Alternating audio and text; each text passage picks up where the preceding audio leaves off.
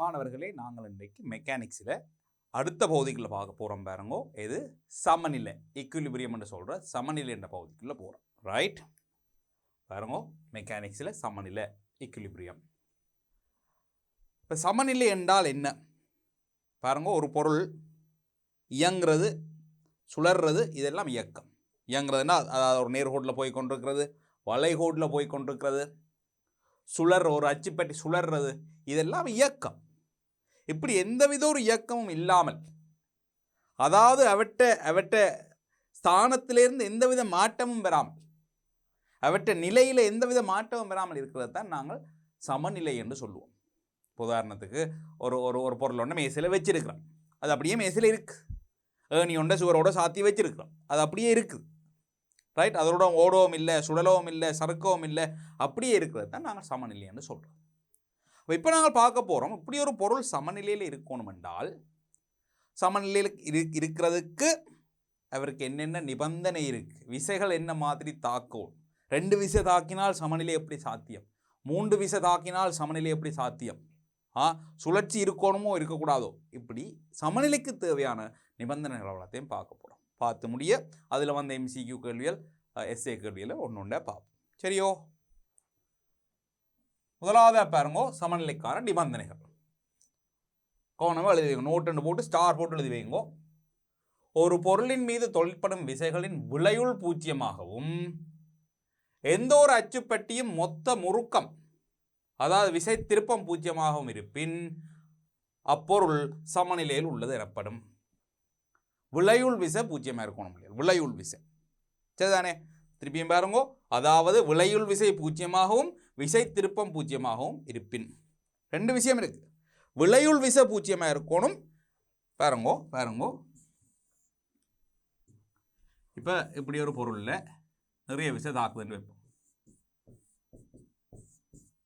இப்படி ஏராளமான விசை தாக்கு. அப்போ இந்த விசைகள் விளையுள் காணணும்னா என்ன செய்யறோம்? நாங்கள் இந்த திசையில் பிரித்து எக்ஸ்ன்றதை காணுவோம், நிலக்குத்து திசையில் பிரித்து Y என்றதை காணும்.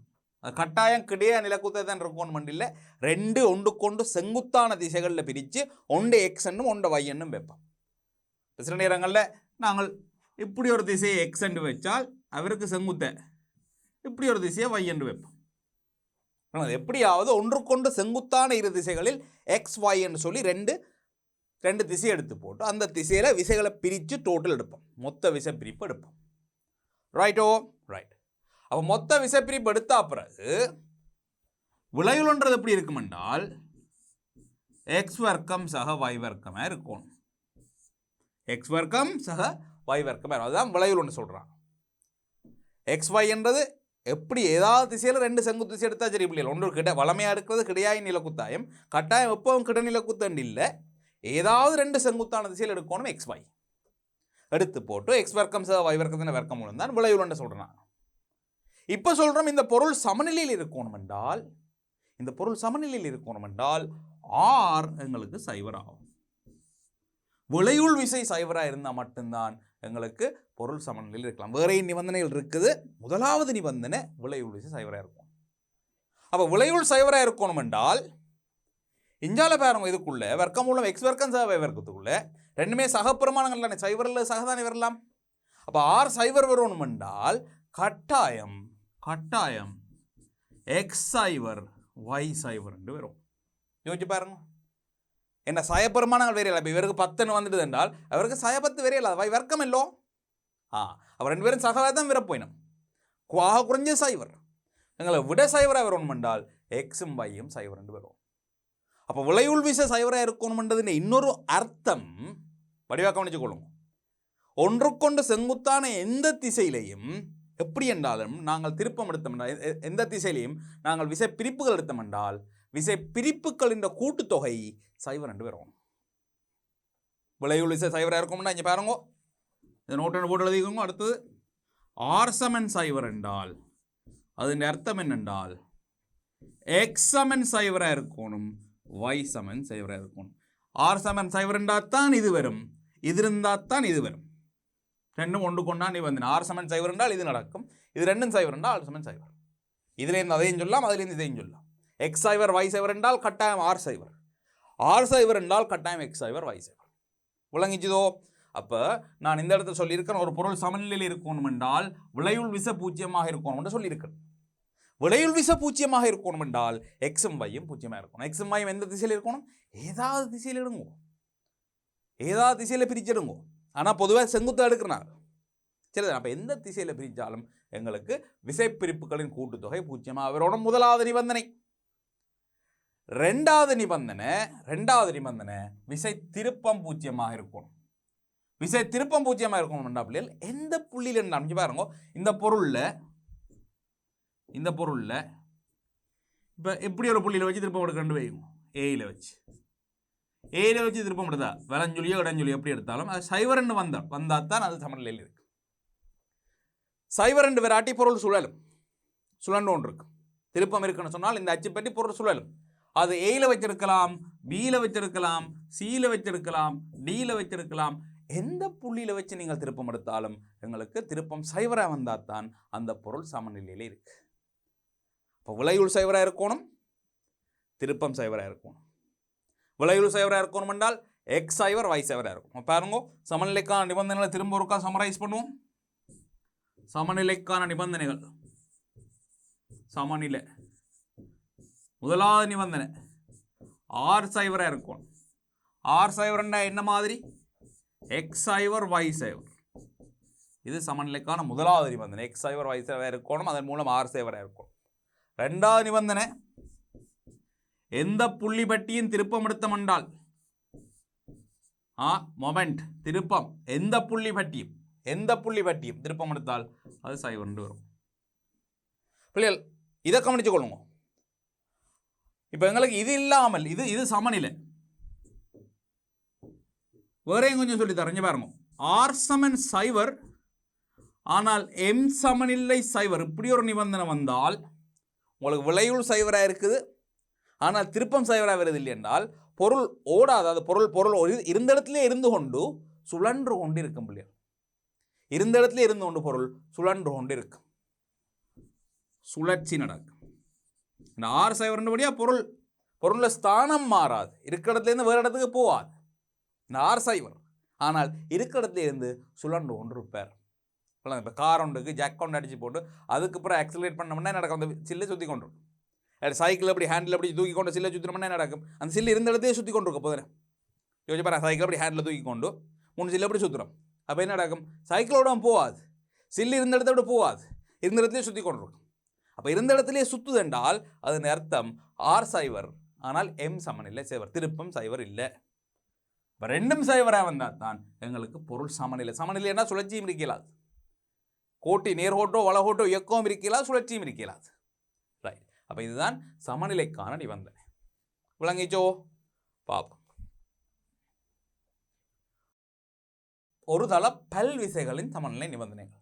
பல விசைகள் ஒரு தளத்தில் தாக்கிகள், இப்போ நாங்கள் படம் மாதிரி பல விசைகள் ஒரு தளத்தில் தாக்கிக்குள்ள அது சமநிலையில் இருக்கிறதுக்கான நிபந்தனைகள் பாருங்கோ. ஒன்றுக்கொண்டு செங்குத்தாக உள்ள இரு திசைகளில் எல்லா விசைகளிலிருந்தும் பிரித்த குணங்கள் அச்சரகணித கூட்டுத்தொகை பூஜ்ஜியமாவது தான் நான் சொன்னது. எக்ஸ் பூஜ்ஜியம் y பூஜ்ஜியம்னு சொன்னேனே.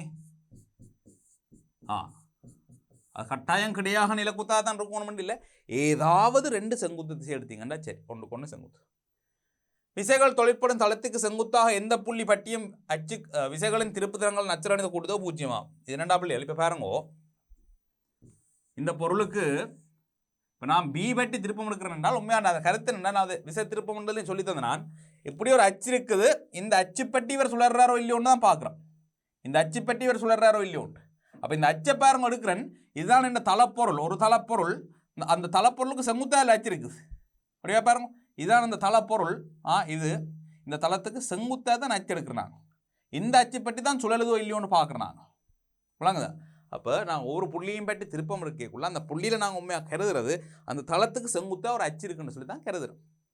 அதெல்லாம் அந்த நிபந்தனை சரிக்குள்ள அப்படி ஒரு கதையை சொல்கிறோம். இங்கே பாருங்க, விசைகள் தொழிற்படும் தளத்திற்கு செங்குத்தாக எந்த புள்ளி பற்றியும் விசைகளின் திருப்பு திறன்கள் அச்சரகணித கூட்டுத்தொகை 0 ஆகும். எல்லா விசைகளும் விசைப்பல்கோணியை பூர்த்தியாக்கல் வேண்டும். விசைப்பல்கோணி என்ன? காவி கூட்டல் உங்களுக்கு சொல்லி தந்தேன். அப்படி இங்கே பாருங்க, இப்போ இப்படி ஒரு விசை தாக்கினால் இந்த மூணுனே விளைவுள் என்ன காண்றது ஒன்றுண்டா கீறணும் இதை கீறி பிறகு இதை கீறி பிறகு இதை கீறி போட்டு ஆரம்ப புள்ளியும் உறுதி புள்ளியும் உணர்ச்சி விடுற நீங்கள் இதான் விளைவுள்னு சொல்கிறேன் ஏன்னா ரைட் அப்போ எங்களை விளைவுள் பூச்சியமாகணும்னா என்ன நடக்கணும் என்றால் எங்களோட விசை பல்கோணி என்ன நடக்கணும் என்றால் இப்போ பாருங்க சரி இது விளைவுள் இருக்கு அப்போ இது சமநிலை இல்லை 3 அல்லது 4 விசை தாக்குற இடத்துல எங்களுக்கு சமநிலை வரணும் என்றால் இங்கே பாருங்க தொடங்கின இடத்துக்கே திரும்பி வந்து முடிவம் என்றால் அதாவது 4 விஷயம் கீறி முடிய 4 5 6 7 எத்தனை விஷயம் இருந்தாலும் அவ்வளோ விஷயம் ஒன்றுக்கு பின்னால் உண்டா கீறி கீறி முடிய கடைசியாக தொடங்கின இடத்திலேயே வந்து அவர் முடிவார் என்றால் விளைவுள் இல்லையல்லோ என் விளைவுள்னா என்ன ஆரம்ப புள்ளியையும் முடிவு புள்ளியையும் இணைக்கிற கோட்டால் தான் நான் விளைவுள் காட்டுறேன் அப்போ தொடங்கின இடத்துக்கே எங்களை பல்கோணி வந்து முடியும் என்றால் விளைவுள் இல்லை அப்போ அதுதான் விசைப்பல்கோணின்னு சொல்கிறது இவங்க இது ஒரு விசைப்பல் 4 விசைகளை கொண்டு விசைப்பல்கோணி அப்போ எல்லா விசைகளும் பல்கோணியை பூர்த்தியாக்கல் வேண்டும் இப்போ இப்படி ஓப்பனாக நிற்கலாம் 4 விசையை கீற முடிய தொடக்கம் அங்கேயோ முடிவங்கேயோ ஒன்று இருந்தது என்றால் விளைவுள் இருக்கு இப்போ விளைவுள் இல்லாமல் போனோம்டா எல்லா விஷயம் கீறி முடிய தொடங்கின இடத்துக்கே வந்து அவர் சேரணும் கடைசி விசை வந்து தொடங்கின புள்ளியிலே வந்து முடியணும் என்றால் விளைவுள் இல்லை ரைட் இப்போ இதுகள் வந்து சமநிலைக்கான நிபந்தனைகள் கவனமாக எழுதி வச்சு கொள்ளும் அடுத்தது இப்போ பாருங்கோ இரு விசைகளின் சமநிலை என்றதை பார்ப்போம் அதாவது ஒரு பொருளில் 2 விசை மட்டும் தாக்கக்குள்ள இப்போ நான் பொதுவான நிபந்தனை சொன்னேன் என்ன எக்ஸ் சைவராக இருக்கணும் y சைவராக இருக்கணும் திருப்பம் சைவராக இருக்கணும் இது பொதுவான நிபந்தனை இனி அதில் ஸ்பெஷல் கேசஸ் எடுத்துகிட்டு பார்க்க போகிறோம் 2 விசை இருந்தால் என்ன மாதிரி 3 விசை இருந்தால் என்ன மாதிரின்னு சொல்லி ஸ்பெஷல் கேசஸ் ஒன்றுண்டா பார்க்க போகிறோம் இப்போ பாருங்கோ நாங்கள் 2 விசை தாக்குற ஒரு உடல் ஒன்று எடுப்போம் ரைட் இந்த உடலில் விசை குறிக்கிறேன்னு பாருங்க 2 விசை சும்மா எடுப்போம் இப்போ இப்படி எடுப்போம் இப்படி ஒரு விசை எடுக்கிறதே எடுப்போம் பி அண்டு இப்படி ஒரு விசை கியூ அண்டு இப்படி ஒரு விசை ஏதோ ஒரு கோணத்தில் தாக்குது என்ன இப்போ இந்த கோணத்தை நான் இப்படி குறிக்கிறேன் பாருங்கோ சரி இப்படி டீட்டான வைப்பமே ரைட் இப்போ பாருங்க நான் ஏதாவது 2 செங்குத்து திசையில் எடுக்கணும் சரி உங்களுக்கு வசதியாக நம்ம அதில் எக்ஸிலையும் வையிலையும் எடுத்து காட்டுறோம் அதாவது கிடையாயின் நிலக்குத்தாயுமே எடுத்து காட்டுறேன்னு பாருங்க கிடையா எடுத்தால் நான் இங்கே கிடக்கோடன்னு கீற வேண்டி வரும் கிடைக்கோடன்னு கீறுவோம் கீறி போட்டு இவ்வளவுத்தையும் அல்ஃபாண்டு வைப்போம் சும்மா அனலைஸ் பண்ணி பார்ப்போம் என்ன நடக்குதுன்னு பார்ப்போம் பாருங்க அல்ஃபாண்டு வச்சேன்னால் கிடையா வரும் பிள்ளைகள் பி காஸ் அல்ஃபா அதாவது பின்ற கூறு கோணத்தோட மடித்தால் அல்ஃபான் காஸ் அல்ஃபாண்டு வரும் என்ன கோணத்துக்கு எதிராக மடித்தால் தான் சைன் காஸ் அல்ஃபாண்டு வருது இனி இந்த கியூவை மடிச்சிங்களென்றால் இங்கே பாருங்க இவ்வளவு கோணமும் மொத்தம் டீட்டா இல்லோ அப்போ டீட்டாவில் அல்ஃபா போகிற மாதிரி வரும் டீட்டா சாய் அல்ஃபாண்டு வரும் P cos theta psi alpha P இல்லை அது கியூ என்ன அது கியூ இப்போ பாருங்க நாங்கள் வைய பார்க்க முதலே இவர் எங்களுக்கு ஒரு நேர்பெருமானம் பி சக அல்ஃபா ஒரு கூர்ங்குணமாக இருக்குது அது ஒரு நேர்பெருமானம் இவரும் ஒரு நேர்பெருமானம் ஏன் கியூன்றது ஒரு விசை காஸ் டீட்டா சாய் அல்ஃபான்றது ஒரு கூர்ங்கோணமாக இருக்குது நான் குறித்ததுபடி அப்போ 2மே கூர்ங்கோணம் 2மே பிக்யூ நேர் இந்த விட எங்களுக்கு நேர் என்று வரப்போகுது ஆக எக்ஸ் நேர் என்ன அர்த்தம் எக்ஸ் சமநிலை 0 எக்ஸ் சமநிலை 0 என்ன அர்த்தம் சமநிலை சமநிலை என்னவாம் சாத்தியம் இல்லை ஏன் சமநிலை இருக்கணும்டா என்ன சொல்லி தந்த நான் எந்த திசையில விசை பிரிப்படுத்தாலும் எங்களுக்கு சைவர் என்று வருவோம்னு சொன்னேன் பாருங்க இதுல கிடையா எடுக்கக்குள்ள கிடையா சைவர் வருது இல்லை நான் நிலக்குத்த ஆராய வேண்டிய அவசியமே இல்லை சரி வேற திசையில் எடுத்துப்பாம ஓகே இன்னொரு விதமா எடுத்து காட்டுறேன் பாருங்க எப்படி இருக்கிற பொருள்ல நீங்கள் குறித்த விஷயம் என்னென்ன இப்படி உண்டு பி கியூ இது டீட்டா இப்போ பாருங்க நான் 2 திசை எடுக்கிறேன் பாருங்க இந்த கவனியும் இப்படி ஒரு திசை எக்ஸ் என்றும் அதுக்கு செங்குத்தா இருக்க திசையை சைன் என்னும் எடுப்போம், y என்னும் எடுப்போம். ஏதா நான் சொன்னா ஏதாவது திசை எக்ஸ் என்னும் ஏதாவது திசை அதுக்கு செங்குத்தா இருக்க ஏதாவது திசையை y என்னும் எடுக்கலாம்னு சொன்னானோ இல்லையோ. ரைட், அப்போ நான் இப்படி எக்ஸும் இப்படி வையும் எடுக்கிறேன், பிள்ளை இல்லை தானே. எடுத்தால் இங்க பாருங்க, எக்ஸ் திசையில வரும், ஏற்கனவே பி இருக்குது எக்ஸ் திசையில, கியூ காஸ் தீட்டா வரும். y திசையில வரும், கியூ சைன் தீட்டா மட்டும்தான் வரும், ஏன் பி வராது, பி அதுக்கு செங்குத்தா இருக்கு. புரியாது, கியூ சைன் தீட்டா ஒரு காலம் சைவராகலாது, சகவாகலாம் சயவாகலாம், தீட்டா பொறுத்து சைவராகலாம். அது என்ன அவரை சைவராக்கிறதுக்கு வேற வழியில் சைவராகணும் என்றால் கியூ சைவராகணும் அல்லது தீட்டா சைவராகணும். தீட்டா சைவரண்டா ரெண்டும் ஒரே திசையில் இருக்குன்ற அர்த்தம். அப்போ விளைவுள் சைவர் வராது. அப்போ இங்கே பாருங்க, இதன்படி எக்ஸும் சைவர் இல்லை, வையும் சைவர் இல்லை, ஆர் சைவர் ஆகலாது. ஆர் சைவர் ஆகலான சமன்ல சாத்தியம் இல்லை. அப்போ என்ன சொல்ல வரணும் என்றால் ரெண்டு விசை தாக்கியக்குள்ள ரெண்டு விசைக்கும் இடப்பட்ட கோணம் ஒரு கூர்ங்கோணமாக இருக்கிற பட்சத்தில் சாத்தியம் இல்லை. ஆனால் ரெண்டு விசைக்கும் இடப்பட்ட கோணம் 180 பாகையாகக்குள்ள, இவ்வளவு கண்டிஷன்ல நான் இது சமநிலை என்று போடக்குள்ள தீட்டா 180 பாகைக்கு சமன இருக்கலான்னு சொல்லணும். ஏன் தீட்டா 180 பாகை என்றால் இவர் சைவராகலாம், தீட்டா 180 பாகை என்றால் சைவராகலாம். தீட்டா 180 பாகையில தாக்கினால், தீட்டா 180 பாகை என்ன மாதிரி வரைஞ்சவங்க பார்ப்போம். இந்த ரெண்டு விசையும் 180 பாகையில தாக்குறனால் ஒன்று கொண்டு எதிராக வரும். கணித ரீதியாக பாருங்க, தீட்டா 180 பாகை என்றால் தான் சைன் 180 பாகை சைவர், சைன் 180 பாகை சைவர். அப்போ இவர் சைவராகுவார். காஸ் 180 பாகை சயோண்டு, அப்போ இதில் பி சய கியூ ஒன்று வரும், பி இங்கேயும் சமனாக இருந்தால் சைவர் வரலாம். விளங்குத பிள்ளைகள். அப்போ இந்த இடத்துல பாருங்க, நான் போடுறேன் முக்கியமான விஷயம், இங்கே பாருங்க, முக்கியமான விஷயம், தீட்டா 180 பாகை எண்ணின் என்ன நடக்குதுன்றப்பா. முதல் y எடுக்கிறேன்னு பாருங்க, y திசை எடுத்துட்டால் கியூ சைன் 180 சைவர் என்று வரும். எக்ஸ் எடுத்துட்டால் பி சக கியூ காஸ் 180 சய ஒன்றுபடியால் பி சய கியூ ஒன்று வரும். அப்போ y தண்டபாட்டிலே சைவராக போயிட்டுது, பி சய கியூ ஒன்று வருது. எக்ஸ் சைவர் ஆகணும் என்றால் என்ன நடக்கணும், பி கியூவும் சமனாக இருக்கும். அப்போ நான் சொல்லலாம் இல்லை, பி சமன் கியூ எனின் எக்ஸ் சமன் சைவர் ஆகும், எக்ஸ் சமன் சைவர் ஆகும். அப்போ இப்போ பாருங்க, வையின் சைவர் எக்ஸின் சைவர் வந்துடுச்சு. அப்போ ரெண்டு விசை தாக்கிக்குள்ள அந்த ரெண்டு விசையாலையும் எங்களுக்கு விளையுள் சைவராக வரணும் என்றால் பாருங்கோ, நிபந்தனை முதலாவது நிபந்தனை தீட்டா 180 பாகையாக இருக்கும். தீட்டா 180 பாகை என்றால் ஒரு விசை எப்படி இருந்தால் மற்ற விசை எப்படி இருக்கும், எதிர் திசையில், எதிர்போக்கில். இதான் தீட்டா 180 பாகை என்றது. விளங்குதா பிள்ளையா? தீட்டா 180 பாகை இருக்கணும். அடுத்தது ரெண்டு பேருமே பெர்மனன்ட்ல சமனாக இருக்கணும், பி சமன் கியூவாக இருக்கும். அப்போ இவர் எஃப் என்றால் இவரும் எஃப் இருக்கும். இல்லாட்டி எங்களுக்கு எக்ஸும் வையும் சைவர் வர சாத்தியக்கூறு இல்லை.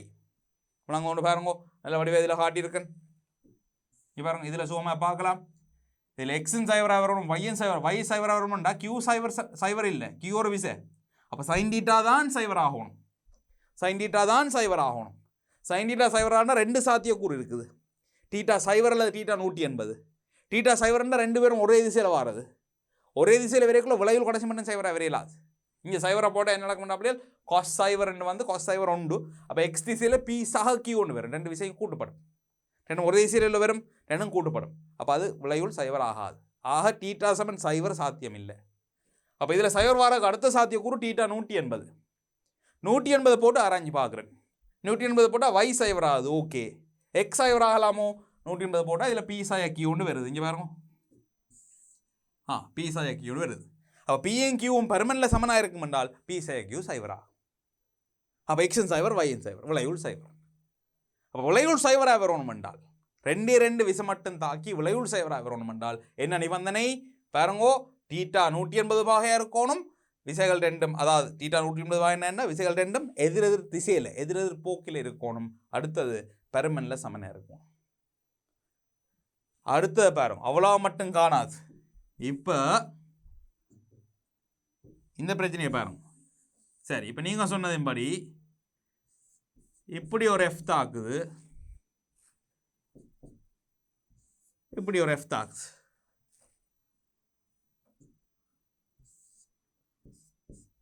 நீங்கள் சொன்ன மாதிரியே ரெண்டு விசை ஒன்றுக்கு ஒன்று பெருமனில் சமன் எதிர் திசையில் போட்டிருக்கேன்.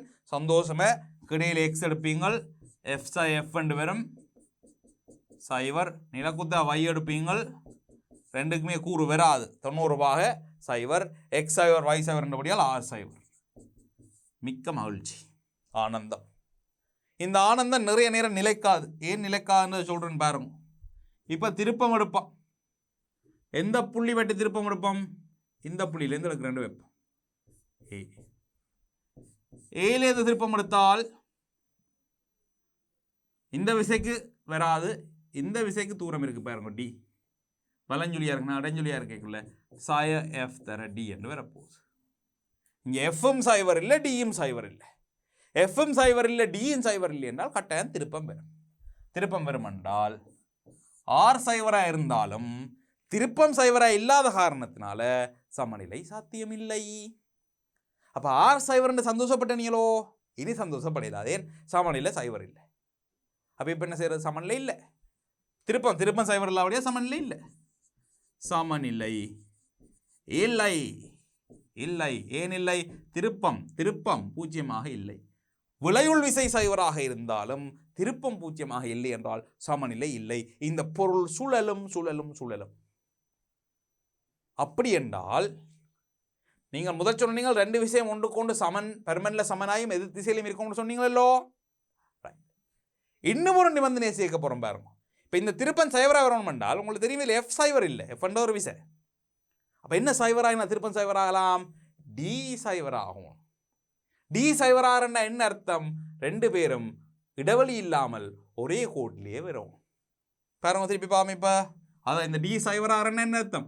இந்த விசையும் இந்த புள்ளியிலேருந்து தொடங்கணும். அப்போ இப்போ பாருங்க, இப்போ பாருங்க எப்படி ஒரு எஃப் இருக்குது.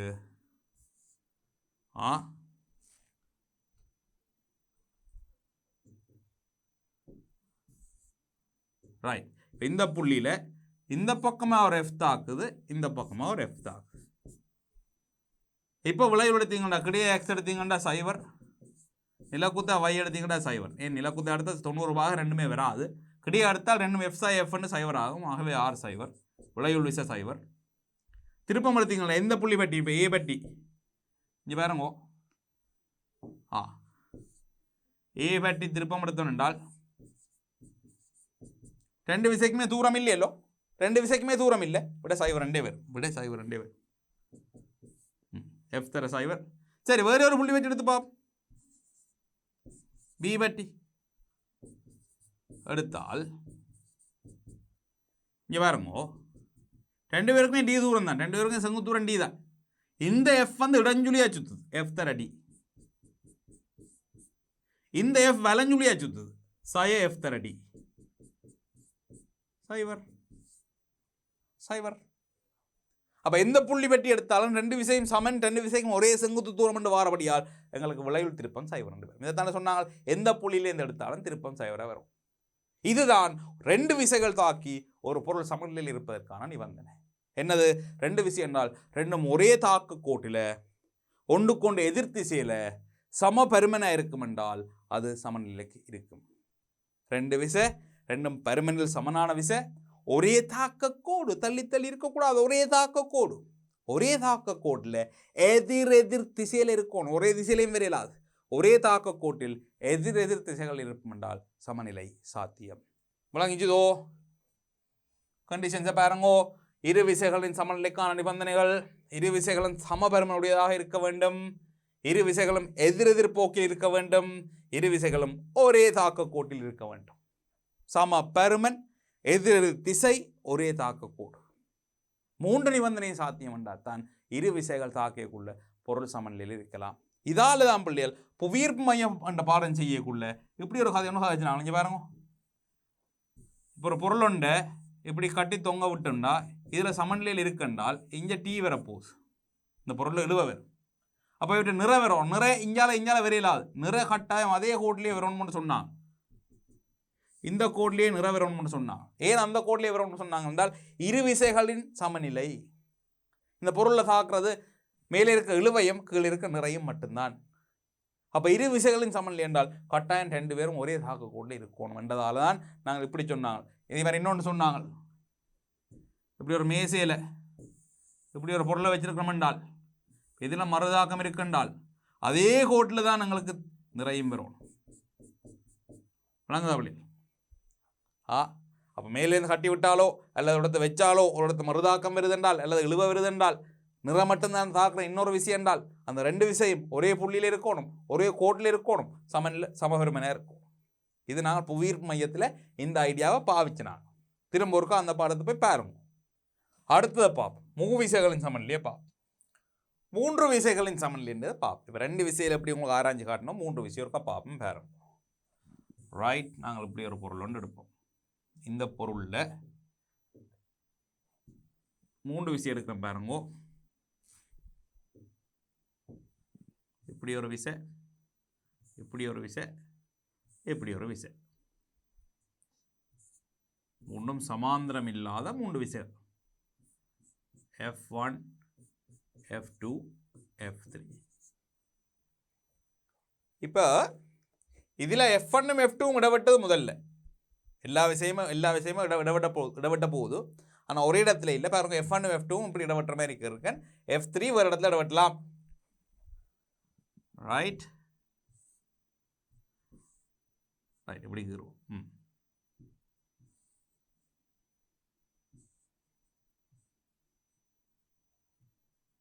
சரி, இது F3. அப்போ இப்போ பாருங்க, F1க்கும் F2க்கும் விளைவு எடுத்தனால் F1க்கும் F2க்கும் இடையில இங்கே விளைவு இருந்தானே, இது 2ஐயும் மட்டும் எடுத்தால் அதுக்கு ஒரு விளைவு வரும் தானே. விளைவு சைவராகாது, என்ன அதில் கோணம் இருக்கு, இடவெட்டுது கோணம் இருக்கு. 180 பாக எல்லாத ஒரு கோணம் இருக்குன்றால் கட்டாயம் விளைவு வரும். சரி, விளைவுல கீறன் பாருங்க, இதுதான் F1க்கும் F2க்குமான விளைவு. அப்போ F1ஐயும் வெட்டி F2ஐயும் வெட்டி அது 2க்குமான விளைவுல P என்று போகிறோன்னு இதில் ஏதோ ஒரு விளைவு, அதுக்கு ஒரு பெருமன் வரும். என்னது? P சமன் வர்க்கம் மூலம் F1 வர்க்கம் F2 வர்க்கம் 2 F1 F2 cos θ, θ இந்த கோணம் ஒரு பெருமன் வரும்.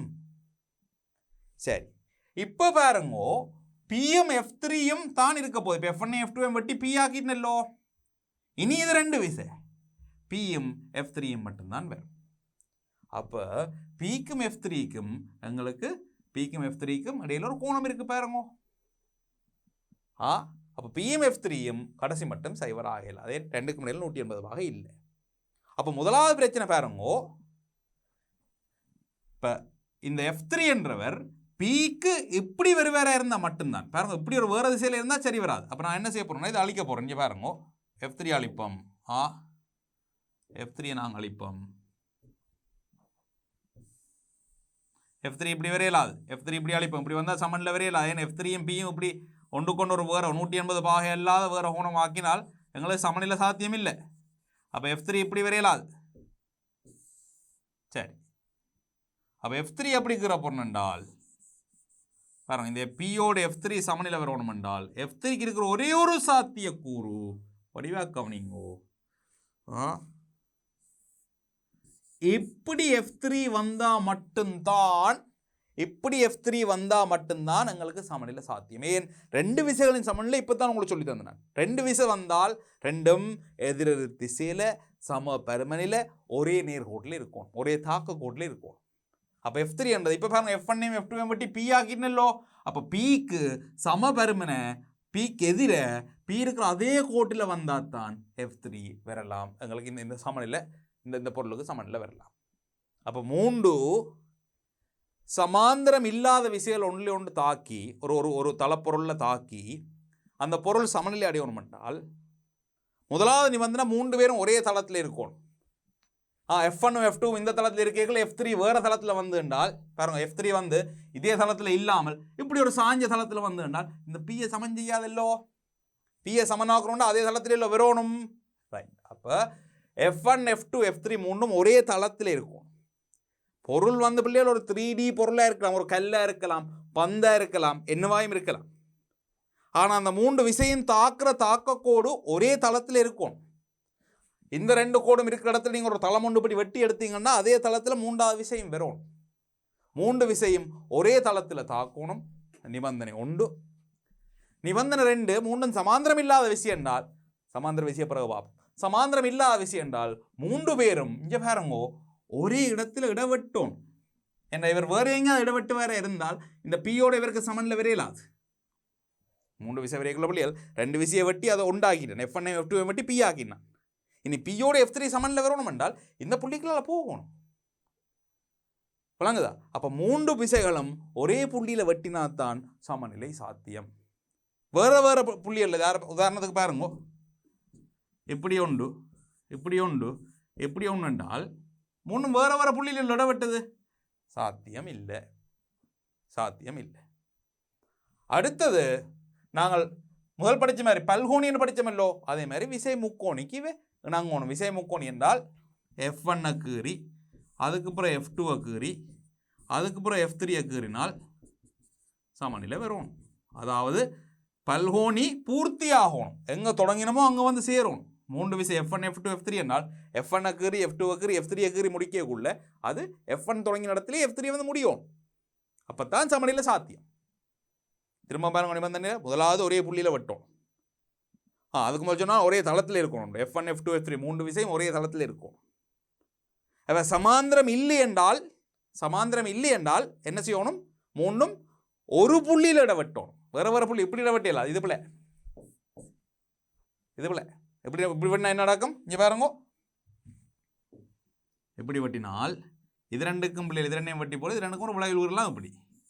சரி, இப்போ இந்த விளைவுகளும் இவரும் என்னென்று சமநிலை அடையலாம், அடையலாம் இல்லோ? இப்போ பாருங்க, இவர் என்னையும் வெட்டி போட்டு என்றால் எங்களுக்கு இருக்கிற இந்த விளைவுகளும் இந்த கோடு மட்டும் தானே பிள்ளைகள்.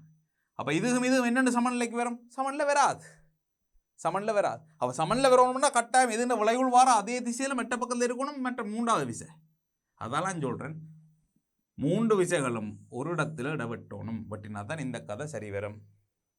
ரைட். அடுத்தது மூன்றும் விசை முக்கோணி கீறினால் அது திருப்தி செய்யும். சரி, இது சமாந்திரம் இல்லாத விசைகள் சொல்லி கொண்டிருக்கிறேன். சமாந்திரமான விசை என்றால் மூன்று சமாந்திரமான விசைதாக்கி பொருள் சமநிலையில் இருக்கணும் என்றால் இங்கே பாருங்கோ, நாங்கள் எடுப்போம் இப்படி ஒரு விசை ஒரு தலை குறிப்போம்.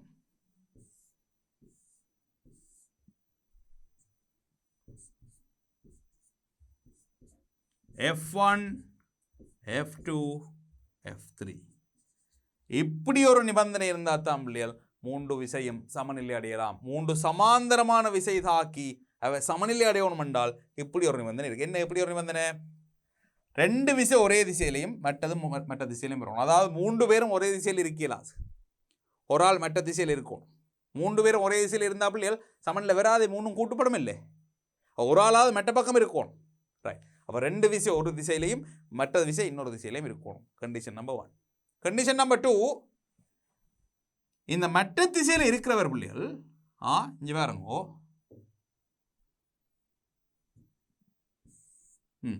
மற்ற திசையில் இருக்கிறவர் இந்த F1 F2க்கு இடையில வரணும். இவர் வெளியில வந்தாருன்னா சமநிலை வராது. ஏன் அப்படி சொல்றேன் என்றால் இந்த F1க்கும் F2க்கும் இந்த F3 மறந்துட்டு F1க்கும் F2க்கும் விளைவுள் யோசிங்க பாப்போம். ரெண்டுக்கும் இடையிலான விளைவுள் வரும். அப்போ விளைவுல எங்கேயாவது கீறுவோம் என்றால் விளைவுள் இது ரெண்டுக்குமான F1 F2 வெட்டி போட்டு அது ரெண்டுக்குமான விளைவுள்னா அது இடையில எங்கேயாவது வரும். அப்போ அது இடையில வர விளைவுளுக்கு எதிராக தானே மெட்ட விசை வரணும். இது ரெண்டையும் வெட்டி ஒரு விசை ஆக்கினா பிள்ளை நடுவிலான வரும், நடுவில் இடையில எங்கேயாவது வரும். படிச்சு நாங்களே இந்த விகிதம் அப்படி இருக்குமெண்டு. இது F2ன்னா இஞ்சாலி பக்கத்தில் F2 வீதம், இஞ்சாலி பக்கத்தில் F1 வீதம். இந்த தூரம் F2க்கு F1 தூரத்தில் விளைவுள் விசை வரும். அந்த புள்ளியில் F3 இருந்தால் தானே புள்ளியில் எங்களுக்கு சமநிலை சாத்தியம். F3 கொண்டே வெளியில் ஏறினீங்கன்னா சமநிலை சாத்தியம் இல்லையல்லோ. ஏன் இப்போ ரெண்டு விசைன்ற விளைவுள் பூஜ்ஜியமாக இருக்கணும் என்றால், ரெண்டு விசைகளில் சமநிலை சாத்தியமாக இருக்கணும் என்றால், ரெண்டும் ஒரே ஹோட்டில் தாக்கணும் எத்தனை தரம் சொல்லி தந்தேன். ரைட். ஆக இது ரெண்டுக்கும் நடுவில் வரும், அது ரெண்டுக்கும் இடையில் வரும், அதுக்கு எதிராக தான் F3 வரும். அப்போ ரெண்டு விசை ஒரு பக்கத்தில் இருக்கணும், மூன்றாவது விசை அந்த ரெண்டுக்கும் இடையில் எதிர் திசையில் இருக்கும். எப்படி இருந்தால் தான் 3 சமாந்திர விசைகளுக்கு சாத்தியமாகலாம். விளங்கிச்சதோ? இந்த இடத்துல விசை பல்கோணி கீறியலாம், சமாந்திர விசைகளுக்கு விசை பல்கோணி வராது. ஏனென்றால் ஒரு கோடா வரும். இங்கே பாருங்க, இங்கே என்ன நடக்கும் என்றால் F1 கீறி இது F1, பிறகு F2 கீறி, பிறகு F3 கீறிக்கு என்ன நடக்கும்னா F3 திரும்ப இங்கே வந்து நிற்கும். F3 வழங்க முடியல. அப்போ 3 விசை இருக்கேக்குள்ள ஏதாவது 2 விசையை கூட்டினால் 3ஆவது விசைக்கு சமனாக இருக்கணும், எதிராக இருக்காது. பாருங்க, F1ஐயும் F2ஐயும் கூட்டினால், F1ஐயும் F2ஐயும் கூட்டினால் F3க்கு சமனாக இருக்கும். இதுதான் சமாந்திர விசைகள் சமநிலையில் இருக்கிறதுக்கான நிபந்தனை. 2 விசை ஒரு திசை, அந்த ஒரு திசையில் இருக்கிற 2 விசையும் கூட்டினால் 3ஆவது விசைக்கு சமனாக இருக்கும். அப்போ இதை நாங்கள் விசை முக்கோணின்னு கூற இயலாது, விசை முக்கோணின்னு சொல்ல இயலாது. அப்போ சமாந்திர விசைகளுக்கு விசை முக்கோணி கீற இயலாது. ஆனால் இப்படி ஒரு நிபந்தனை இருந்தால் அவை சமநிலையில் இருக்கலாம். F1 சா F2 சமன் F3 ஆக இருந்தால், F1 சா F2 சிறிது F3 ஆக இருந்தால் சமநிலை சாத்தியம் இல்லை. அதான் F3 பெரிதாக இருந்தால் மாறி F1 சா F2 பெரிதாக இருந்தாலும் சமாந்திர விசைகளுக்கு சாத்தியம். சமாந்திர விசைகள் என்றால் ஒரே திசையில் போகிற ரெண்டையும் கூட்டேக்குள்ள மற்ற திசையில் போகிறவருக்கு சமனாக இருக்கணும். அதனால் மற்ற திசையில் போகிறவர் இவர் 2 பேர்ட்ட விளைவுளும் வார தாக்க கோட்டில் இருக்கணும். இவர் 2 பேருக்கும் வார விளையுண்ட தாக்க கோட்டில் மற்றவர் இருக்கணும். இது சமாந்திரமான 3 விசைகள் தாக்குறதுக்கு நிபந்தனை. சமாந்திரம் இல்லாமல் 3 விசைக்கு என்ன நிபந்தனை? 3 ஒரே புள்ளியில் வெட்டணும், ஒரே தளத்தில் இருக்கணும், விசை பல்கோணி அல்லது விசை முக்கோணி கீறினால் அதை திருப்தி செய்யும். குழங்கிச்சோ? இங்கே பாருங்கோ, 3 விசைகளின் சமநிலைக்கான நிபந்தனைகள். 3 விசைகளும் ஒரே தளத்தில் இருக்கணும். சமாந்திரமோ சமாந்திரம் இல்லையோ ஒரே தளம் முக்கியம். 2 விசைக்கு நாங்கள் இந்த கதை சொல்லலையே சொல்லுவோம். 2 விசை என்றால் அது எப்படி இருந்தாலும் அந்த 2 கோட்டையும் கீறி வெட்டி, அந்த 2 கோடையும் கீறி வார தளத்தை வெட்டினோம்னா ஒரு தளம் தானே பிள்ளையா. 3ஆவது கோடு கீறிக்கலாம் பிள்ளை, அது அந்த தளத்தில் இல்லாமல் வேறு எங்கேயாவது போக பார்க்குமே. இப்போ பாருங்க, இப்படி 2 கோடு, இப்படி 2 கோடு என்றால் சரி, இதே ஒரு தளமாக எடுத்து விடுறது. இல்லை இப்படி 2 கோடு என்றால் இது ஒரு தளமாக எடுத்து விடுறது. இல்லை இப்படி 2 கோடு என்றால் இது 2 ஒரு தளமாக எடுத்து விடுறது. அப்போ 2 கோடு ஒளிகள் எங்களுக்கு எப்படி என்றாலும் வந்தாலும் அது ஒரு தளமாக எடுக்கலாம். 2 கோடுகள் எப்படி வந்தாலும் அது ஒரு தளமாக எடுக்கலாம். ஆனால் 3 கோடுகள் கண்டபாட்டு இப்படி வந்து என்றால் இந்த 3 கோடும் வார மாதிரி ஒரு தளம் எடுக்கிறாது. 3 கோடும் இப்படி வந்தால் தான் ஒரு தளம் பெறும், இப்படி வந்தனா வராது. விளங்க அவங்களுக்கு. ஆக 3 கோடு வரைக்குள்ள தான் அது ஒரு தளத்தில் இருக்குதோ இல்லையோன்ற பிரச்சனை எங்களுக்கு எழுது. 2 கோடு வரைக்குள்ள அது எப்படியும் ஒரு தளம் தான், அதை வெட்டி எடுக்கலாம் எங்களுக்கு ஒரு தளமே. ரைட். அப்போ 3 விசைகளின் சமநிலைக்கு ஒரே தளத்தில் இருக்க வேண்டும். 3 விசைகளின் தாக்க கோடுகள் ஒரே புள்ளியில் சந்திக்க வேண்டும், அல்லது ஒன்றுக்கொன்று சமாந்திரமாக இருக்க வேண்டும். 3 சமாந்திரமாக இருக்கலாம் அல்லது ஒரே புள்ளியில் வெட்டணும். விசைகள் தொழிற்படும் தளத்துக்கு செங்குத்தாக உள்ள எந்த அச்சுப்பட்டியும் விசைகளின் திருப்பிடங்கள் அச்சிறணித கூட்டுதோ 0 வேண்டும். அது கட்டாயம் முதலே படிச்சாங்க. சமநிலைக்கு எத்தனை விசை தாக்கினாலும் சமநிலைக்கு இருக்கிற ஒரு நிபந்தனை திருப்பம் 0 ஆகும். ஒரு புள்ளியில் சந்திக்கும் விசைகளாயின் 3 விசைகளும் விசை முக்கோணியை பூர்த்தி செய்ய வேண்டும். ஒரே புள்ளியில் வார விசை என்றால் 3 விசை முக்கோணியை பூர்த்தி செய்ய வேண்டும். விளங்கிதோ? அப்போ 3 விசைகள் சமநிலை என்றால் இதுதான் அதுக்கு இருக்கிற நிபந்தனைகள். சமாந்திரமாக இருக்கலாம், சமாந்திரம் இல்லாமல் இருக்கலாம். 2க்கும் வேறு வேறையா நிபந்தனை இருக்கு, ஞாபகம் வச்சு கொள்ளுவோம். எம்சிக்யூல் செய்திகள் இன்னும் அதில் கூட சொல்லி தருவேன்னா, கணக்கில் செய்திகள் இன்னும் கூட விளங்கும். அடுத்தது இங்கே பாருங்க, விசை முக்கோணி என்ன சொன்னாலும் விசை முக்கோணி PQRன்னு 3 விசை தாக்கியக்குள்ள பாருங்க, நான் முதல் சொன்ன மாதிரி P கீறி Q கீறி R கீறியக்குள்ள எங்களுக்கு சமநிலை வரும். அதாவது முக்கோணி தொடங்கி பீரை தொடங்குறோம் என்றால் தொடங்கிய இடத்துலேயே வந்து முடியும். பாருங்க, PQR இதுதான் விசை முக்கோணி. 3 விசைகள் தாக்கி ஒரு பொருள் சமநிலையில் இருப்பின் நாம் 3 விசைகளும் ஒரு ஒழுங்கில் எடுக்கப்பட்ட முக்கோணியின் பக்கங்களாலே பெருமெல்லின் திசையிலும் குறிக்கப்படும். விளங்கிச்சா பிள்ளைகள்? ரைட். இதில் பிள்ளைகள் பாருங்க, இன்னொரு விஷயம் உங்களுக்கு சொல்லித்தாரன். கணக்கு செய்திகளை பிரயோஜனமாக இருக்கக்கூடிய இன்னொரு விஷயம். இப்போ இந்த 3 விசை தாக்குதுன்னு 3 விசை தாக்குது. 3 விசை கீறு வந்திருப்பி இருக்கா?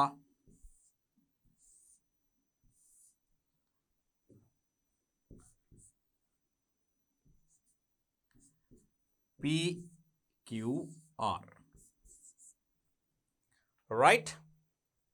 கோணங்களை குறிக்கிறேன் பாருங்க. பிக்கும் கியூக்கும் இடையில் இருக்கிற கோணத்தை டீட்டாண்டு வைக்கிறேன், இவரை அல்ஃபாண்டு வைக்கிறேன். உண்மையில் அப்போ மெட்டா கோணம் வரும் 360 2 மண்டு, ஆனால் அதை பீட்டாண்டு வைப்பேன். டீட்டா அல்ஃபா பீட்டான்னு இந்த 3 கோணத்துக்கும் பேர் வைக்கிறேன். பேரை வச்சுட்டு இப்போ நாங்கள் கீறுவோம் பாருங்க.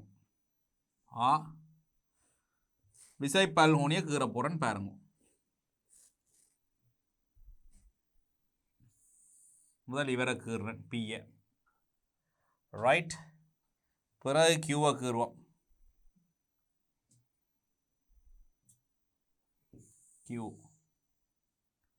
கியூவை கீறி போட்டு கியூவை கொஞ்சம் நீட்டி கீறுவோம் என்ன. கியூவை கீறி போட்டு பிறகு ஆரை கீறுறேன்.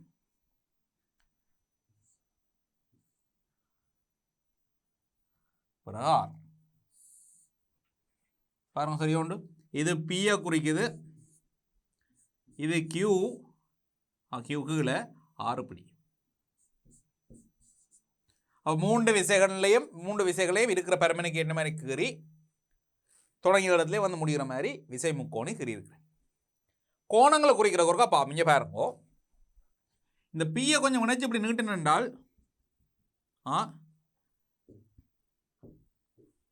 இந்த கோணத்தை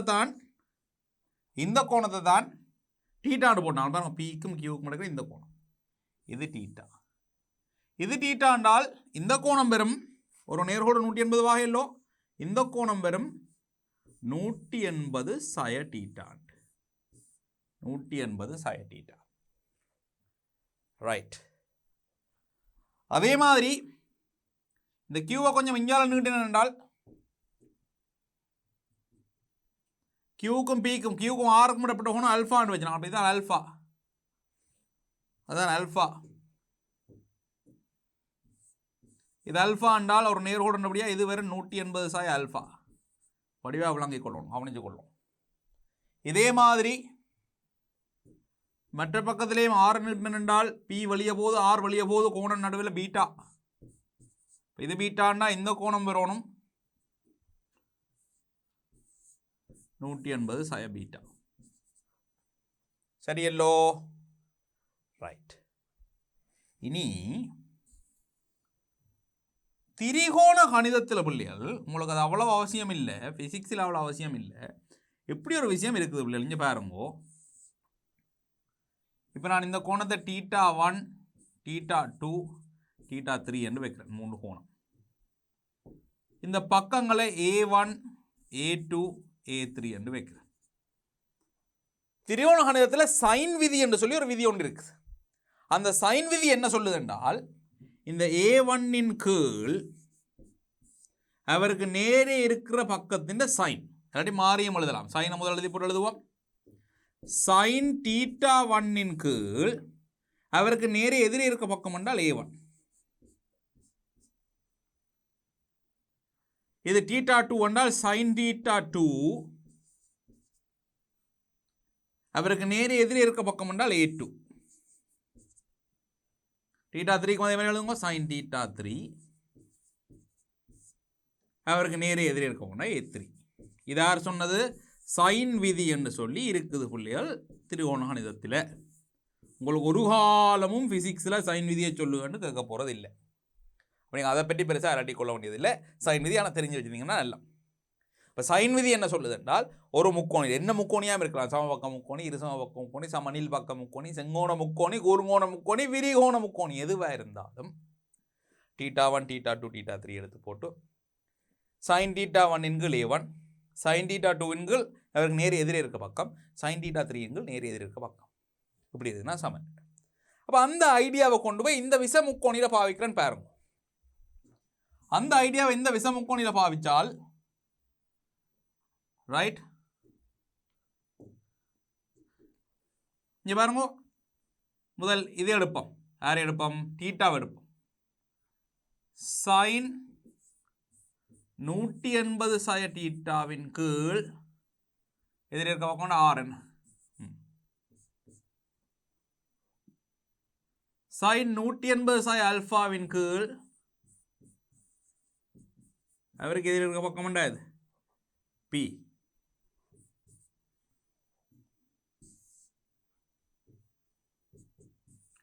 sin மற்றவர் 180 sin பீட்டா எங்கள் q.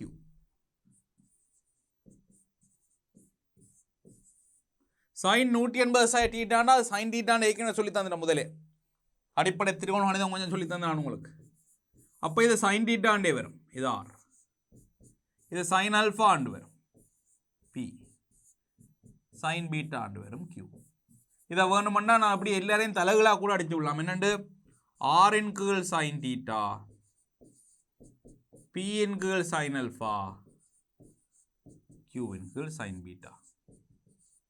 இது என்ன கணக்கு எழுதுற மாதிரி இருக்கு. இப்போ போய் விசை குறிச்ச படத்தை இருக்கா திருப்பி பாருங்க. விசை குறிச்ச படத்தை இந்த பி என்ற விசை எடுக்கிறேன் பாருங்க. பி பிக்கு நேர எதிரே இருக்க கோணம் இது அல்பா, சைன் அல்பா. கியூ என்ற விசை எடுக்கிறேன். கியூ கியூக்கு எதிரே மற்ற பக்கத்தில் இருக்க கோணம் பீட்டா, அப்ப சைன் பீட்டா. ஆர் என்றது எடுக்கிறேன் பாருங்க. R sin theta. இதுதான் நான் அங்கே நிறுவி எடுத்து நான் விளையாடுறோம் என்னென்று வருதுன்றதை காட்டுறதுக்கு. ரைட். அப்போ என்னென்று வருதுன்றது உங்களுக்கு ஞாபகம் இல்லாட்டிலும் இந்த விஷயம் பாருங்க, இப்படி எழுதுகிற விஷயம் உங்களுக்கு கட்டாயம் தெரிஞ்சிருக்கணும். இப்படி எழுதுறது இருந்தாலும் அது என்னென்று வருதுன்னு உங்களுக்கு காட்டி தந்தேன். நான் பாருங்க, சைன் விதின்னு சொல்லி ஒன்று இருக்குது. சாதாரணமாக எந்த ஒரு முக்கோணிக்கும் சைன் விதி இப்படி பாவிக்கலாம். அந்த சைன் விதியை நான் கொண்டு வந்து இந்த விசை முக்கோணிக்கு பாவிக்கிறேன். பாவிச்சு வார விடைய எடுத்து சுருக்கி கொண்டு வரேன். பாருங்க, பி எங்கள் சைன் அல்ஃபா, இங்கேயும் பி எங்கள் சைன் அல்ஃபா எழுதினாங்க. அங்கே இருக்குது ஆர் எங்கள் சைன் டீட்டா, ஆர் எங்கள் சைன் டீட்டா, கியூ எங்கள் சைன் டீட்டா. இதைத்தான் பிள்ளைகள் லாமியின் தேட்டம் என்று சொல்றது. லாமி என்றால் தான் இந்த தேட்டத்தை எப்படி ஒன்று பாவிக்கலாம் என்று சொல்லியிருக்கார். பாருங்க, லாமியின் தேட்டம். இதுக்கு என்ன பேர்? தமிழ் எழுதிக்கல இலாமி என்று எழுதுவோம். இலாமியின் தேட்டம். ஆங்கிலத்தில் எல்ஏன்னு தான் தொடங்குமா, எல்ஏஎம்ஐ, லாமியின் தேட்டம்னு சொல்கிற இது. நம்பர்ஸ் போட்டு உங்களை செய்து காட்டுறேன் பாருங்க. இப்போ உதாரணத்தை பாருங்க. 3 விசை இருக்குன்னு வைப்பமே.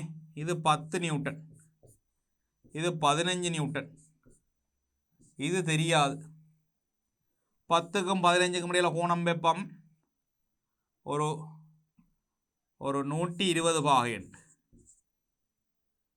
இது ரெண்டுக்கும் இடையில கோணம் வெப்பம் 90 பாகை. அப்போ கட்டாயம் இது ரெண்டையும் கூட்டினா 210, மிச்சம் 150 பாகை இங்கே வரும். அப்போ பியை காண்றன் பாருங்க. 3 விஷயம் சமநிலையில் இருக்குன்னு சொன்னால், சமநிலைன்னு சொன்னால் மட்டும்தான் இதான். சமநிலைன்னு சொல்லாட்டி இப்படி செய்யலாது. சமநிலை என்று சொன்னால், சமநிலை எனின் பாருங்க, லாமியின் தேற்றப்படி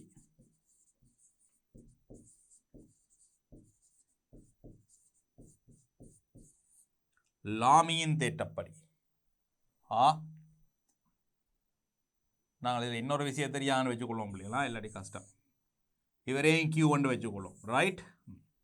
அப்போ லாமியின் தேற்றப்படி பிஏயும் கியூவையும் காண்றன் பாருங்க. பியின் கீழ் சைன் 120, கியூவின் கீழ் சைன் 150, மற்ற விசை 15 நியூட்டன், 15 கீழ் சைன் 90. விளங்கிச்சதோ? ரைட். இதை சுருக்கினா பி எங்கேயும் காணக்கூடியதாக இருக்கணும். பாருங்க, இவ 2 பேரையும் எடுத்தனால் பி எங்கள் சைன் 120 நாலுதெல்லாம் சைன் 180 சைன் 60. 15 சைன் 90 உண்டு தான். சைன் 90 உண்டு, 15 உண்டு. இது சைன் 60 வரும் 15. சைன் 60 வர்க்க மூலம் 3 2. அப்போ பி சமன் 15 சைன் 60, 15 வர்க்க மூலம் 3 2. பி கண்டாச்சு. அதே மாதிரி இவ 2 பேரையும் எடுப்போம். கியூ எண்கள் சைன் 150, சைன் 150, 15 சைன் 90 உண்டு. அப்போ சைன் 150 என்றால் கியூ சமன் 15 சைன் 150 என்றால் 180 சைன் 30, 15 sin 30 sin 30 என்றால் அரை 15 2 பார்த்தீங்களோ PQR எங்களுக்கு மூன்றும் இப்படி ஈஸியாக காணலாம் ரைட் இதை நீங்கள் வளமை மாதிரி எக்ஸ் பிரிப்பு பிரித்து வாய்ப்பு பிரித்து R சமன் 0 போட்டு X சமன் 0 போட்டு Y சமன் 0 போட்டும் காணலாம் பாருங்க ஒரு மட்டும் அப்படியும் செய்து காட்டுறேன் இதே கேள்வியை இங்கே பாருங்க இதே கேள்வியை நான் உங்களுக்கு வேறு விதமாக செய்கிறத காட்டித்தாரேன் லாமியின் தேட்டம் பாவிக்காமல் செய்கிறேன்னால் இங்கே பாருங்க இது ஒரு திசையாக எடுப்போம் X அண்டு ரைட் இது ஒரு திசையாக எடுப்போம் Y அண்டு Y இது 90 தானே சரி இப்போ இந்த X திசையில் எடுங்கவா அந்த P இருக்குது Q வராது இவர் எப்படி என்ன என்றால் 120 பாகையில் இங்கே 90 போனால் இது 30 பாகை என்ன அப்போ X திசையில் எங்களுக்கு வரப்போகிறது P இருக்குது 15 cos 30 இருக்க போகுது 15 cos 30 என்ன cos 30 கோணத்தோடு மடித்தால் cos 30 Qவுக்கு பிரிப்பு வராது ஏன்னா இது 90 பாகை X சமநிலையில் இருக்கின்றால் X என்ன வேற இருக்கணும் 0 இருக்கணும் Y என்ன வேற இருக்கணும் 0 இருக்கணும் இப்போ இதில் 0 போடுவோம் P சமன் 15 cos 30 cos 30 என்பது வர்க்க மூலம் 3 10 இதே விட தானே வந்தது இதில் பிள்ளைங்களுக்கு கொஞ்சம் சுகமாக வருது எப்படி செய்யக்குள்ள என்ன காரணம்னா பியும் கியூவும் செங்குத்தாக இருக்கிறதால அப்போ பியின் திசையில் எடுக்கக்குள்ள கியூ வருது இல்லை சுகமாக போச்சு யோசிச்சு பாருங்க 90 பாகை இல்லாமல் இருந்திருந்தால் கியூவின் பிரிப்பும் வரும் அப்போ பி கியூவில் ஒரு சமன்பாடு எடுக்கணும் அப்புறம் Y திசையில் எடுத்து பி கியூவில் இன்னொரு சமன்பாடு எடுக்கணும் சுருக்கி எடுக்க வேண்டி இருக்கு இங்கே பிக்கும் கியூக்கும் 90 பாகை இருக்கபடியால் கொஞ்சம் சுகமாக வருது பி எடுக்க கியூ வராது கியூ எடுக்க பி வராது இப்போ பாருங்க Y திசையில் எடுத்துட்டால் Q இல்லை இப்போ P இல்லை Q இருக்குது 15 sin 30 சமன் 0 இப்போ Q சமன் 15 sin 30 ஏன் 0 போட்டான் சமநிலை என்றால் எந்த திசையிலும் பிரிப்புகளின் கூட்டுத்தொகை பூஜ்ஜியமாக வேண்டும் என்று சொல்லி தந்திருக்கிறேன் sin 30 என்றால் 15 2 விளங்கிச்சோ ஆக பிரிப்புகள் எடுத்து X சமன் 0 Y சமன் 0 போட்டு செய்யலாம் ஆனால் மூவிசைகளின் சமநிலை வரைக்குள்ள மூணும் ஒரே புள்ளியில் தாக்குறத வரைக்குள்ள எங்களுக்கு லாமியின் தேட்டமும் பிரயோசனமாக இருக்கு விளங்கிச்சோ ரைட் அங்கால போவோம் முதல் இந்த சமாந்தர விசைகளையும் ஒருக்கா பார்த்து கொண்டு போவோம் இங்கே பாருங்க சமாந்தர விசைகளையும் ஒருக்கா பார்த்து கொண்டு போவோம் இப்போ வெப்பம்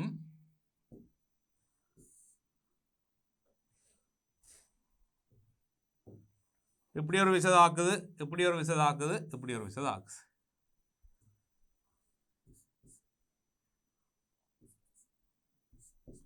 இவர் வெப்பம் ஒரு 10 நியூட்டன் இவர வெப்பம் ஒரு 15 நியூட்டன் இந்த தூரத்தை வெப்பம் நாங்கள் ஒரு 8 மீட்டர் இந்த விஷயம் P என்று வைக்கிறோம் இப்போ இந்த தொகுதி சமநிலை என்று சொல்லப்பட்டிருந்தால் P என்ற பெருமானத்தையும் P தாக்குற புள்ளியையும் காணுவோமோ சமநிலை என்று சொல்லப்பட்டால் வடிவா பாருங்கோ சமநிலை என்று சொன்னார் என்றால் நான் இந்த திசையில பிரிப்படுத்தினேன் என்றால் மேல 10 சக 15 இருக்குது கீழே P இருக்கு ஆனால் இது 0 வரும் இது 0 2 வரும் 10 15 மேல P கீழே விளைவுள் 0 2 வரும் ஆக P சமன் 25 என்று வரும் என்ன 25 P சமன் 0 P சமன் 20 P இந்த பெருமன் காண்பது சரியான சுகம் P 25 P இந்த தாக்க புள்ளி காணணும் என்றால் இங்கே பாருங்க இந்த புள்ளி A என்று வச்சென்றால் இவ்வளவு தூரத்தை X என்று வச்சென்றால் ஏயிலேருந்து திருப்பம் எடுத்தால் இந்த 10 நியூட்டனுக்கு வராது இந்த 15 நியூட்டனுக்கு 8 மீட்டர் என்று வரும் 15 8 இவர் வலஞ்சுழியா வர போறார் மற்ற விசை வலஞ்சுழியா வரும் P சாய P தர X இதான் திருப்பம் சமநிலையில் என்ன சொன்னாங்க திருப்பம் எந்த புள்ளியில் வச்சிருந்தாலும் திருப்பம் 0 இருக்கும்னு சொன்னாங்களோ இல்லையோ 0 போடுறது சைவர்.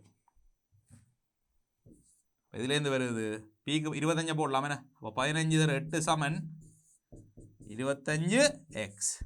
5ஆல் வட்டுங்க 5 3. ஆக எக்ஸ் சமன் 24 வருது. 4.8 மீட்டர் வருது. 4.8 மீட்டர். இங்கே 4.8 மீட்டர். இதைத்தான் நான் முதலே சொன்னேன். இப்போ பாருங்க, இந்த பி இல்லைன்னு வச்சுக்கொண்டு இந்த 10க்கும் 15க்கும் விளைவுள் வந்தால் அப்படி இருக்கும் யோசிச்சு பாருங்க. 10க்கும் 15க்கும் விளைவுள் வந்தால் 25 வரும். இது ரெண்டுக்கும் தூரம் எப்படியா இருக்கணும்னா 15க்கு 10. இது 15ன்னா இஞ்சால 15 3 10 வரும். மொத்தமாக 8 மீட்டரில் இருக்குது. 3 2ன்னா 3 5ஆல் பெருக்குங்க பார்ப்போம். 24 5 4.8 மீட்டர். அதாவது சமாந்திரமாக ஒரு திசையில் இருக்கிற ரெண்டு விளைவுளும் வார அதே கோட்டில் நட்டவர் வரும். அப்போ இவர் 2 பேருக்கும் விளைவுள் இதில் வரும் என்றால் அதெல்லாம் பியும் வரும். அப்படியும் காணலாம். எல்லாட்டி திருப்பம் எடுத்து காணலாம். திருப்பம் எடுக்கிறது இன்னொரு ஒரு ஒரு சுலபமான வழி தான் இது.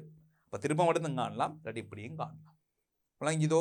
அப்போ இப்போ 3 விசைகள் சமாந்திரம் இல்லாமல் இருந்தால் என்ன மாதிரி, அதுக்கு பாவிக்கக்கூடிய தியரிகள் என்ன, சமாந்திரமாக இருந்தால் என்ன மாதிரி, அதுக்கு பாவிக்கக்கூடிய தியரிகள் என்னன்னு சொல்லி உங்களுக்கு காட்டி தந்திருக்கேன். இதில் கணக்குகள் வரைகளை பார்ப்பீங்க. அடுத்தது விசைப்பல்லுனி உங்களுக்கு ஏற்கனவே சொல்லி தந்துட்டேன். 3க்கு மேற்பட்ட விசைகள் தாக்கி தொகுதி சமநிலையில் இருப்பின் கீழே கட்டப்படுவார் அவ்விசைகள் ஒரு ஒழுங்கில் எடுக்கப்பட பல்கோணியின் பக்கங்களாலே பெருமெல்லும் திசையிலும் குறிக்கப்பட முடியும். எப்படின்னு பாருங்கோ. இங்கே பாருங்கோ, இப்படி ஒரு விசை இருக்குது, இப்படி ஒரு விசை இருக்குது, இப்படி 4 5 விசை இருக்குன்றால் இந்த 5 விசையை ஒன்றுண்டா கீறி கொண்டு வரணும் முடியாது. இங்கே பாருங்க, இவரை கீறி, அப்புறம் இவரை கீறி, இது F1 வைக்கிறேன், F2, அப்புறம் F3 இஞ்சால, F4, இவர் F4, இவர் F5,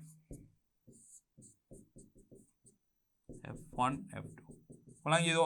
5 விசையை தாக்கி இந்த பொருள் சமநிலையில் இருக்கின்றால், இந்த புள்ளி சமநிலையில் இருக்கின்றால், இந்த 5 விசையை நாங்கள் ஒன்றுக்கு பின்னால் ஒன்றா கீரைக்குள்ளே தொடங்கி இடத்துக்கு வந்து சேருவோம். இதைத்தான் நாங்கள் விசைப்பல்கோணி என்று சொல்றது.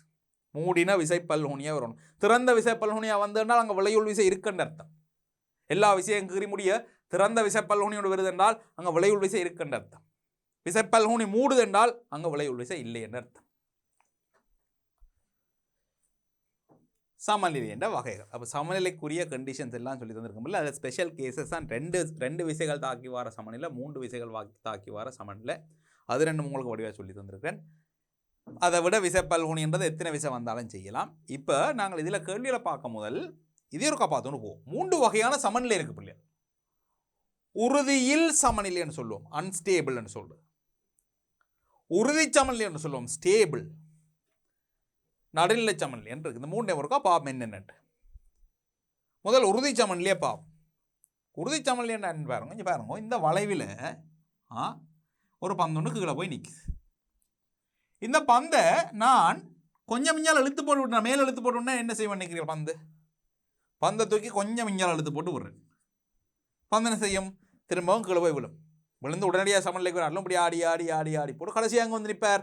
இதே புள்ளியிலானே வந்து நிற்பார்.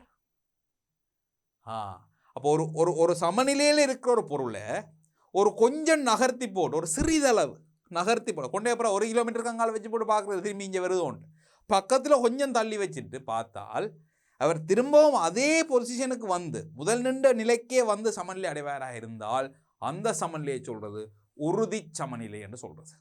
உறுதி சமநிலை இருக்கிற சமநிலை தானத்திலிருந்து கொஞ்சம் அங்கால எஞ்சால் ஏதாவது ஒரு பக்கத்தை நகர்த்தி போட்டு விட அவர் திரும்பவும் தான் முதல் நின்ற ஸ்தானத்துக்கே வந்துதான் சமநிலை அடைவன் நிற்பாரா இருந்தால் அந்த சமநிலையை சொல்றது உறுதி சமநிலை. அவர் வேறு இடத்துல போய் நிற்கிறதுக்கு விருப்பம் இல்லை, எங்கே போனாலும் தண்டை வீட்டுக்கு வர முடியும் யோசிக்கிறது உறுதி சமநிலை. உறுதி சமநிலை ரைட். நடுநிலை சமநிலை என்னண்டா பாருங்க, ஒரு கிடத்தளத்தில் பந்து ஒன்று இருக்குது. இவர் நான் கொஞ்சம் அங்கால தள்ளி போட்டு விட்டேன் என்றால், கொஞ்சம் எழுத்து அங்கால விட்டேன்னா அதுலேயே நிற்பார், சமநிலையே நிற்பார். இல்லை கொஞ்சம் இங்கால எழுத்து போட்டு விட்டேன்னா சமநிலையே நிற்பார். அப்போ அவர் சமநிலையில் நிற்கிறார்.